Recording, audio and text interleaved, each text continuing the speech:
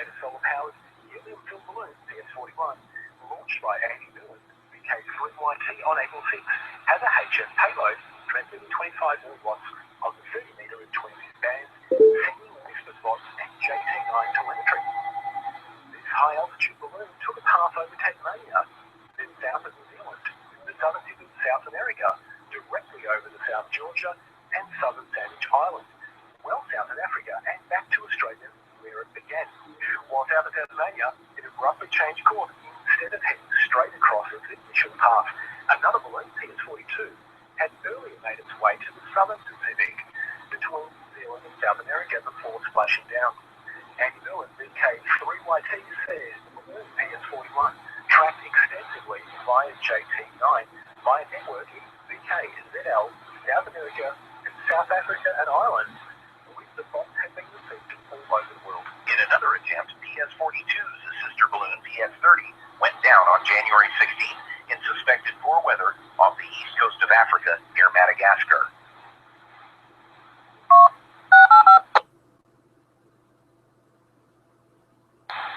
The emergency medical evacuation of a sick amateur radio enthusiast from Pagasa Island was delayed for several days. This after a Chinese naval vessel reportedly harassed a Philippine Air Force patrol flight in the Spratly Islands on Monday, April 20th, forcing the cancellation of other flights to the disputed territory. Leo Almazan, WA6LOS, a member of the Mabue DX group, told Interacasian.com they had gone to Pagasa to set up an amateur radio operation and to test a portable solar power system in cooperation with the Philippine Navy Research and Development Center. They were also to conduct a small-scale medical mission, as one of their members is a doctor. However, over the weekend, one of the team members, Chito Pastor, WW6CP, came down with a kidney infection from drinking the highly saline local water after the supply of drinking water the ham radio enthusiasts had brought with them ran out. The morning of Monday, April 20th, Almazan said the Philippine Navy was getting ready to send an Islander aircraft to fly Pastor off Pagasa for medical treatment. However, the Mercy flight was canceled after a Chinese frigate fired an illumination round on a military patrol aircraft. Almazan said that although the rescue aircraft was later cleared to fly to Pagasa on Wednesday morning, it developed engine problems and would be delayed. He later said he had received another message from Navy headquarters. It said that a civilian aircraft had been cleared to fly the medical mission on April 23rd. This would be the latest in a long string of run-ins over the Spratlys, where China has embarked on an aggressive reclamation and construction spree on disputed islands and reefs. Incident on April 13th, where a Chinese Coast Guard vessel fired a water cannon on Filipino fishermen near Scarborough Shoal.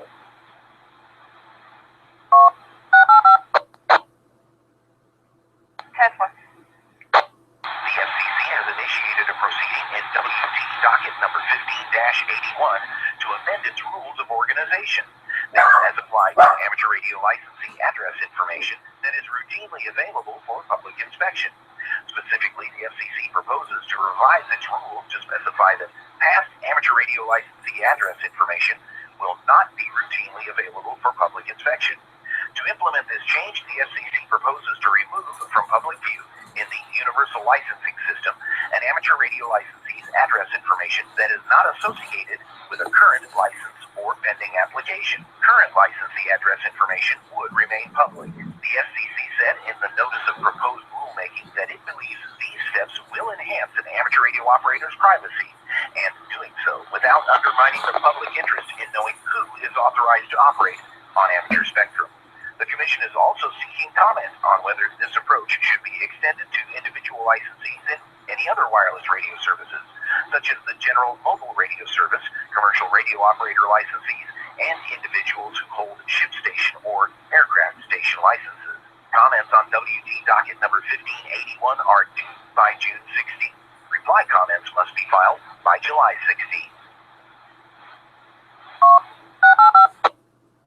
Central 32 second to 9. Worldwide Contest Committee has published a list of those amateurs who were disqualified from the 2014 CQ Worldwide SSP contest or who received warnings for their operation. Bill Pasternak, WA6ITF, has the details. The CQ Worldwide Contest site carries a statement that explains the action. It says, and we quote, the CQ Worldwide Contest Committee takes its job as referee for the contest very seriously. Each year, a group of dedicated members spends many hours poring over logs, listening to SDR recordings, and following up on input from the contest community. We do not have perfect information, and it is difficult when each entrant is operating from their own station without any outside observer. Even so, the logs and recordings often tell us a clear story. It's our job as referees to call them as we see them, end quote.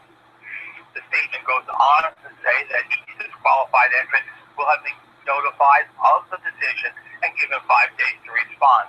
This is to allow everyone the opportunity to present an explanation of what appears in the log. For the Amateur Radio Newsline, I'm Bill Pasternak, WA6ITF. I'm in the newsroom in Los Angeles.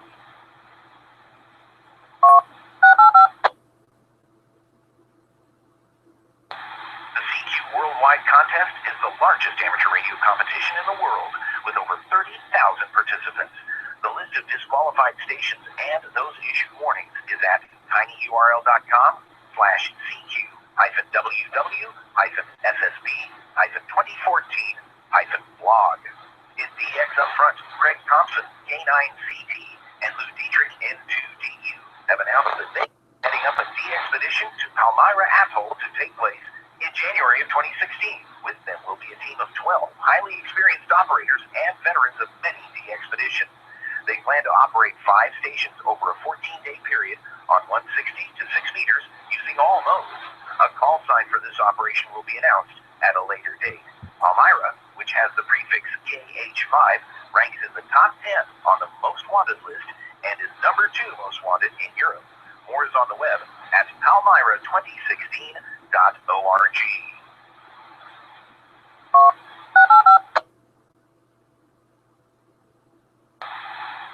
The ARRL DX Advisory Committee Staff Liaison Dave Patton, NN1N, reports that several operations have been approved for DXCC credit. These are all in the 2015 timeframe and include 3XY5M from Guinea, E30FB from Eritrea, and C21EU from Nauru. You can file for DXCC credit for working these operations now. Time for you to identify your station. We are the Amateur Radio Newsline, heard on bulletin stations around the world, including the K0ASH repeater of the Ashland Amateur Radio Club in Ashland, Nebraska. This is M6OB with the All-Star Network. The programs have stopped coming from an unlicensed radio station operating out of a home in Linden, New Jersey.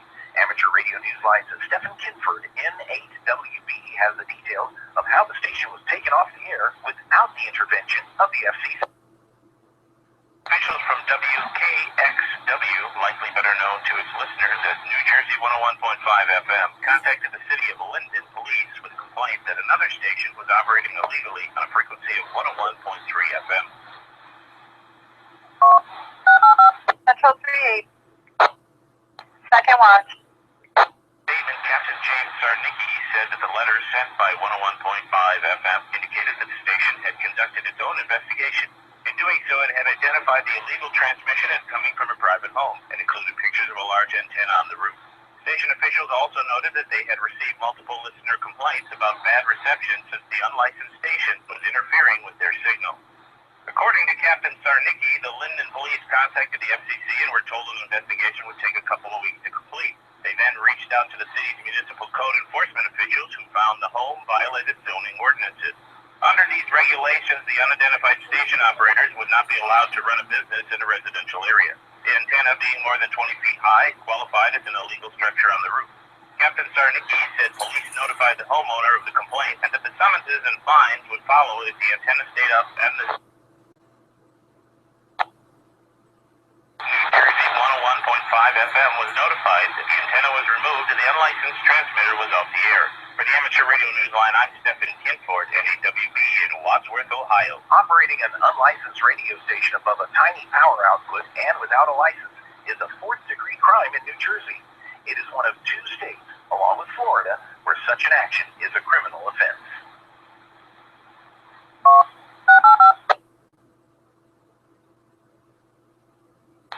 The Telecommunications Unit in the Barbados Division of Energy and Telecommunications has reminded the island nation's amateur radio operators and CBers that they must not operate their equipment at power levels which exceed the legal limit. Investigations of interference have revealed that some operators were using between 1,000 and 5,000 watts. Telecommunications officer Ishmael Cottigan explained that some hobby CBers and amateur radio operators were using excessive power, and this was causing interference with television, radios, telephones, and even pacemakers. Both Cottigan and fellow telecommunications officer Jason Haynes stressed the vital role that amateur radio and CB operators played, especially during the hurricane season and other disasters. Haynes noted that there were fewer issues with the amateur radio operators because of the requirements for successfully obtaining a license. On the other hand, CBers simply had to apply for a license. There are 140 licensed CBers and 155 licensed amateur radio operators in Barbados. Haynes said that while the interference problems being experienced involved a select few, it was important to deal with the offenders because of the impact their actions were having not only on their communities, but on fellow radio operators.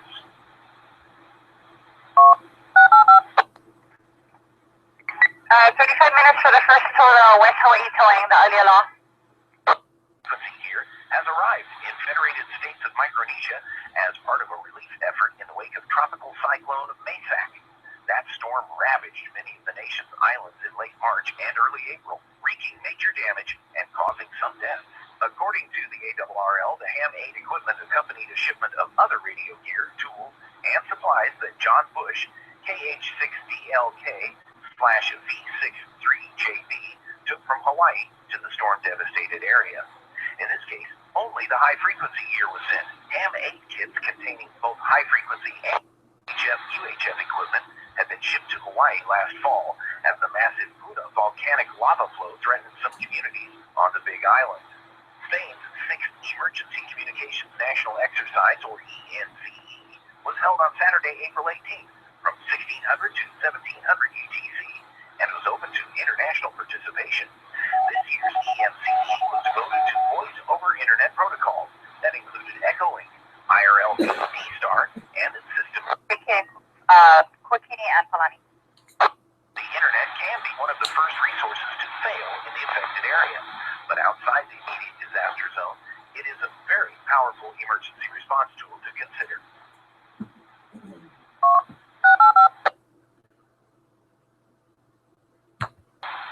Here's EMCE emphasized the use of technologies that allow attaching radio and the internet without sacrificing classic modes of communication. The overall purpose of the exercise was to bring an opportunity to all those radio amateurs interested in practicing operational skills. Germany's National Amateur Radio Society, the Deutsche Amateur Radio Club, or DARC, reports that amateur radio groups in colleges and universities are of growing interest in that nation. Amateur Radio Newsline's Bruce Tennant, K6PZW, has the detail. DARC officer Annette Cohen, DL6SAK, and Joaquin Posega, DL7JP, of the University of Panama. 6 universities with ham radio groups listed in the world. Also, A stolen Royal Blue Honda Metro moped. No tags and has a basket on the front. facilitate the exchange of information on planned amateur radio activities. The goal of this list is to promote young talent and organize training. A list of European universities. Language post. tinyurl.com/university. Link up. The Amateur Radio Newsline. I'm Bruce Tennant, K6PZW of Los Angeles.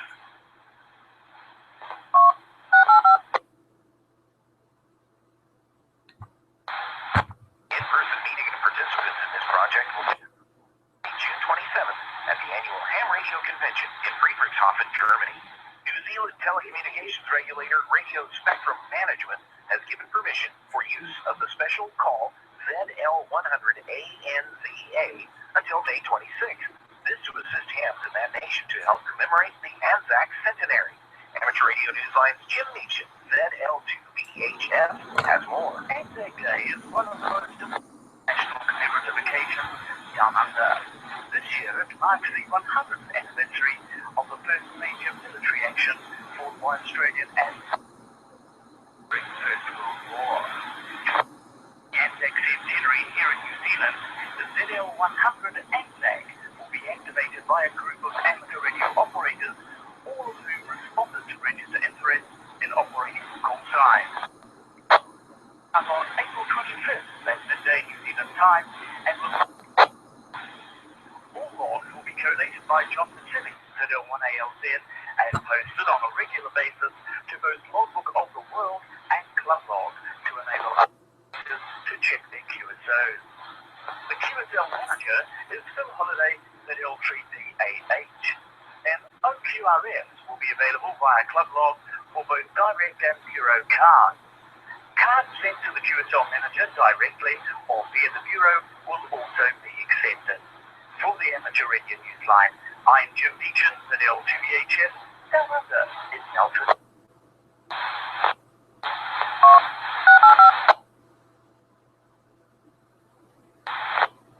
ANZAC stands for Australian and New Zealand Army Corps, whose soldiers were known as ANZACs. Some names in the news: the South Africa Radio League has elected Chris Sutherland, ZS6SS, as its president, and Nico von Rensburg, Z6QL, as its vice president. The voting took place at the first council meeting following the organization's annual general meeting that was held Saturday, April 18th.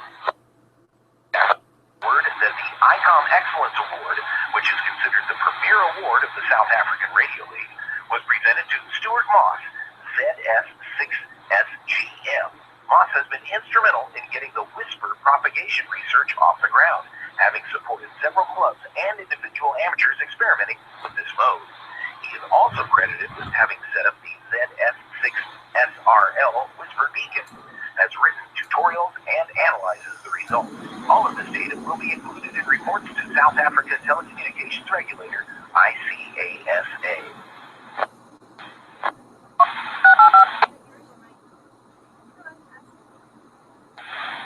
To Carol Perry, WB2MGB, astronaut Mike Fink, KE5AID, will be coming to speak to her Dayton Hamvention Youth Forum.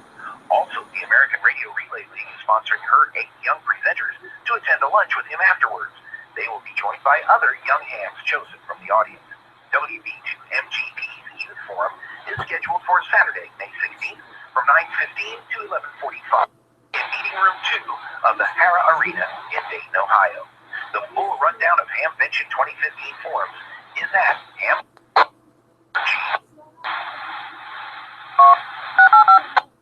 Chef Morgan Keller, I'm in the lobby waiting. Today's Radio Amateur. We are the Amateur Radio Newsline with links to the world from our only official website at www.arnewsline.org and being relayed by the volunteer services of the following Radio Amateur. Scientists have built a flexible aluminum battery, which they say could be a cheap, fast charging, and safe alternative to current design. The prototype consists of a soft pouch containing aluminum for one electrode and graphite foam for the other, and all surrounded by a special liquid salt. It can recharge in less than a minute and is very safe and durable compared to lithium-ion batteries. The only drawback is that the new design currently only delivers about half the voltage, but work is ongoing to improve this. On the plus side, and unlike other designs, second pull for that 1019. work goes through. The work appears in the journal Nature. You can find it at tinyurl.com/aluminum-salt-battery.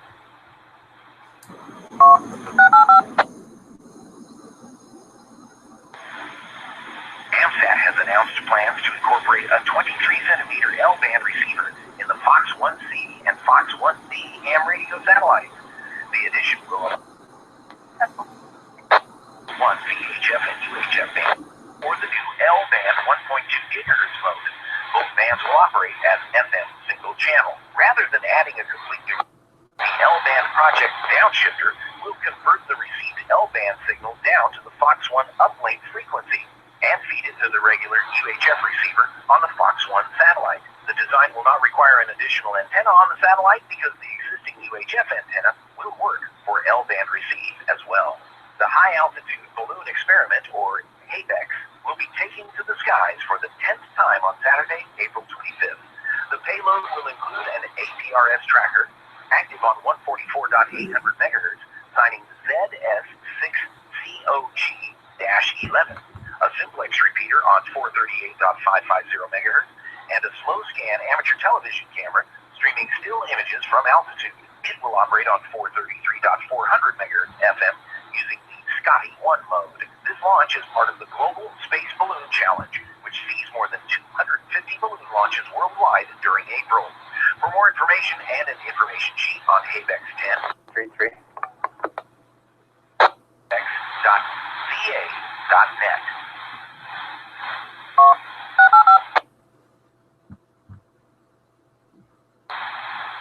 FunQ-1, also known as AO-73, is again transmitting telemetry.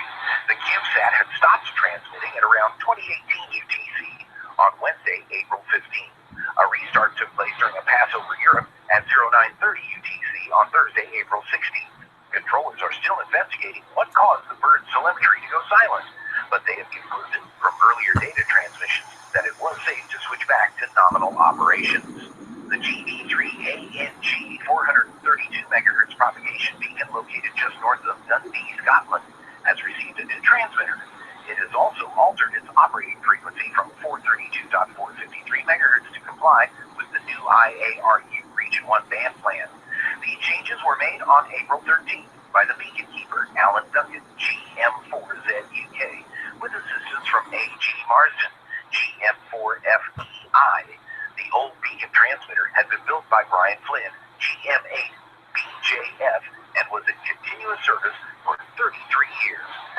The other beacons coded as the GB3A are on 70, 144, and 1296 MHz, but their operational parameters remain unchanged.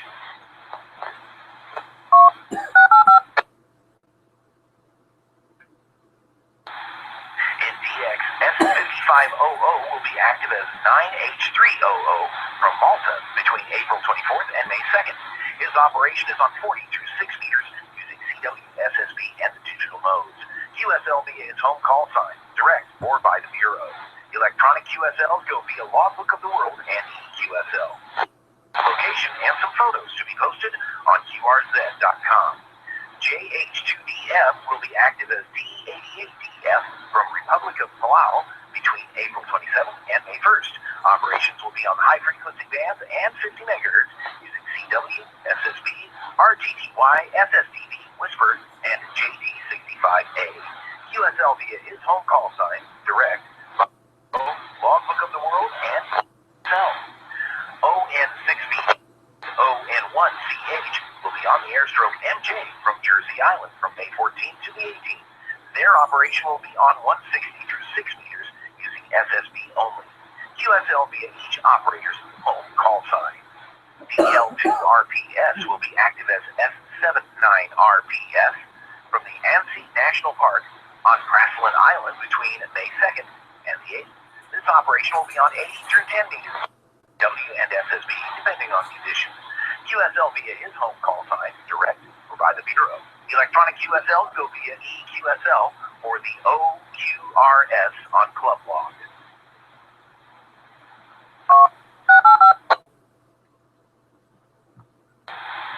F8WBN will be operational as 5U from Niger between May 30th and June 16th.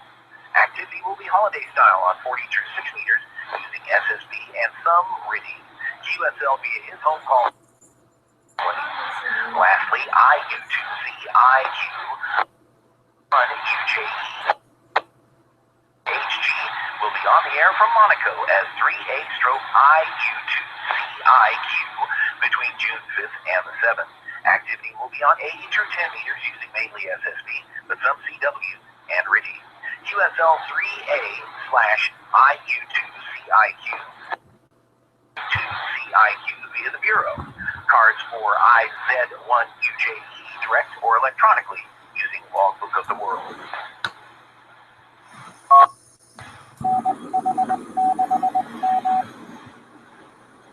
Finally, Node 4171 disconnected. International Space Station astronaut Samantha Cristoforetti. Node 28 connected to node 41171.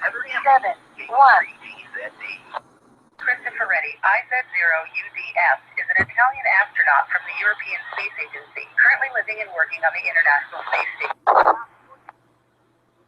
Selfie on Twitter, taken on board the orbiting space laboratory. In it, Christopher Reddy was and Catherine Janeway of Star Trek Voyager, with a tiny ISS pin in place of the traditional chevron. Over her shoulders, through a viewing window, is the SpaceX Dragon cargo craft that delivers supplies to space station crews. The text of her tweet is an in-joke that fans of the Voyager series will recognize. In the 5th episode, titled The Okay, by Polani. Nebula, she quips about her favorite beverage. Followers were giving thumbs up to her selfie, saying that she looks a lot like the famous Delta Quadrant pioneer of Starfleet. Besides carrying out an extremely busy science program in Europe's Columbus laboratory, IZ0UDS has been busy with the final ATV-5 cargo vehicle and the new SpaceX and orbital vehicles, as well as supporting multiple spacewalks. She has also found time to operate one of the ARISS ham radio stations on board the ISS. For the Amateur Radio Newsline, I'm Heather MD, KB3TZD in Berwick, Pennsylvania. Samantha Cristoforetti is aboard the ISS to perform several scientific experiments in the space station's microgravity laboratory. Her team's study is part of the Futura mission, which was launched in November 2014. She will return to Earth in mid-May.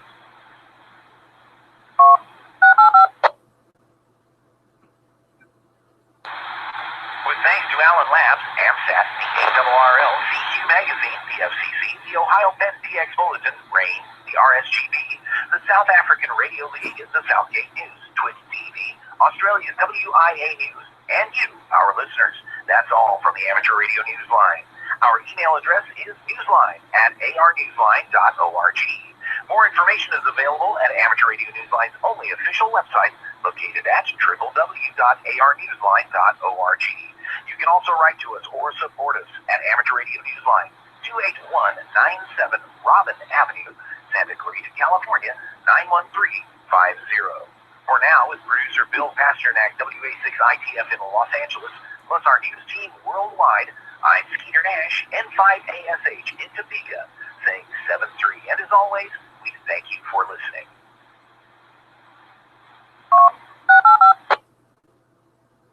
This is N6OB. Thank you for listening.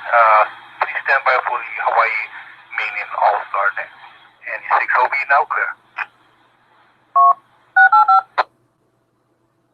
N6OB, N6OD. Well done, Libra. Thank you for running Newsline. Attention all. Node 29277. Connected to node 41186.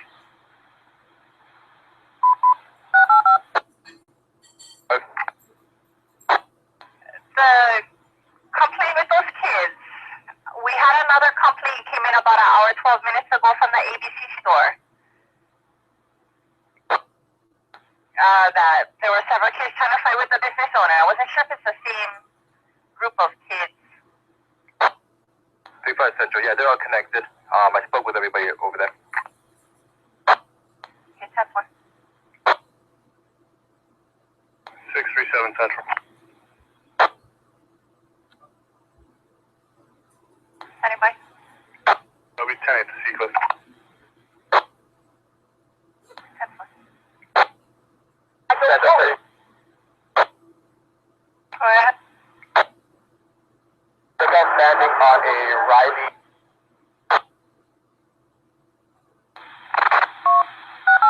Again, I just got Riley. Riley Seacrest.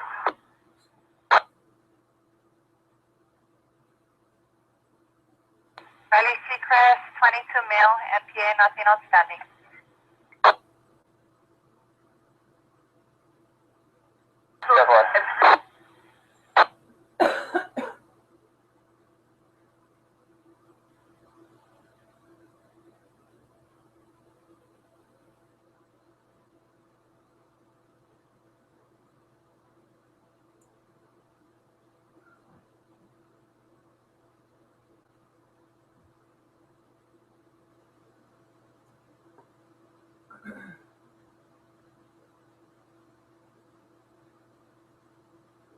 Central 37.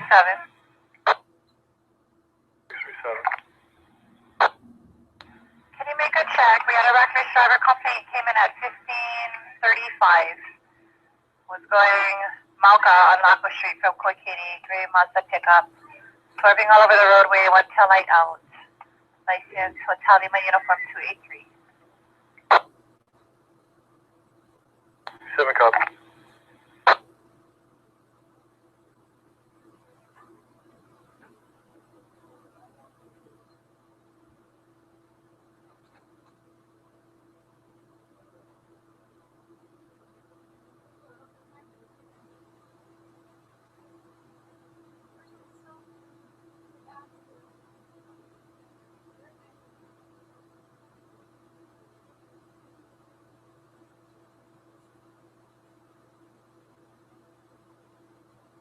Central from 638 third.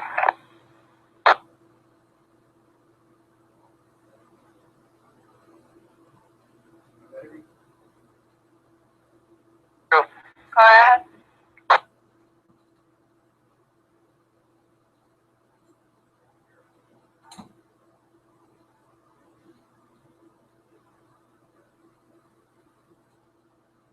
Go ahead, 638 third.